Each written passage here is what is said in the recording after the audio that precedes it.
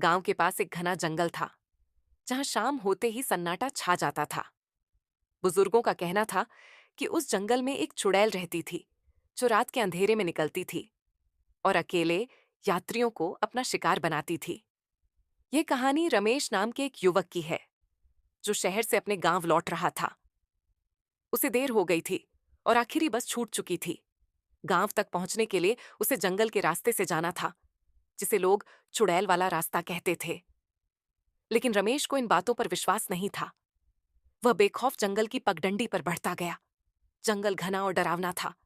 हवा में अजीब सी गंध थी। अचानक रमेश को लगा कि उसके पीछे कोई चल रहा है। उसने मुड़कर देखा, लेकिन वहां कोई नहीं था। उसने कंधे उचकाए और आगे बढ़ गया। कुछ दूर चलते ही उसे एक औरत दिखाई दी।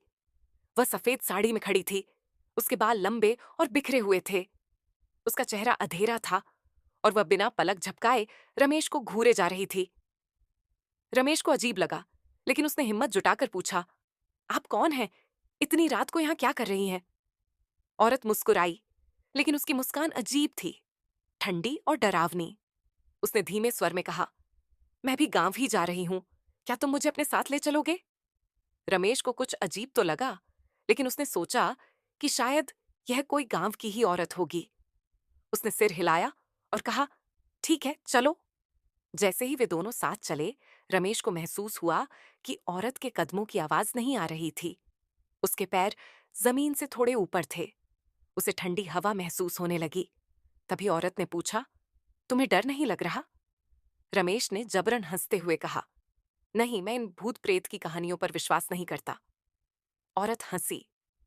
उसकी हंसी बहुत भयानक थी, मानो कई आवाजें एक साथ हंस रही हों। अचानक रमेश के दिल की धड़कन तेज हो गई। कुछ ही पलों में रमेश को महसूस हुआ कि उसकी टांगें कांप रही हैं। उसने हिम्मत जुटाकर उस औरत को ध्यान से देखा। अब उसकी आंखें लाल चमक रही थीं और उसके पैरों की दिशा उल्टी थी। रमेश को समझने में देर नहीं लगी। वह कोई साधारण औरत नहीं थी, बल्कि वही भयानक चुड़ैल थी। उसने भागने की कोशिश की, लेकिन उसके पैर जैसे जकड़ गए थे। चुड़ैल धीरे धीरे उसकी ओर बढ़ी और फुसफुसाई, अब तुम मुझसे बच नहीं सकते। रमेश ने भगवान का नाम लिया और जोर से चिल्लाया, भगवान मेरी रक्षा करो। जैसे ही उसने ये कहा, एक जोरदार बिजली चमकी और चुड़ैल अचानक गायब हो गई। रमेश के पैर अब हिलने लगे और वह पूरी ताकत से दौड़ पड़ा। गांव पहुंचते ही उसने सारी घटना गांव वालों को बताई। बुजुर्गों ने कहा कि यह वही चुड़ैल थी, जो सालों से अकेले यात्रियों को अपना शिकार बना रही थी। रमेश ने कसम खाई कि वह कभी भी रात में उस रास्ते से नहीं जाएगा। और गांव वालों ने भी यह फैसला किया कि कोई भी रात के समय उस जंगल में अकेले नहीं जाएगा।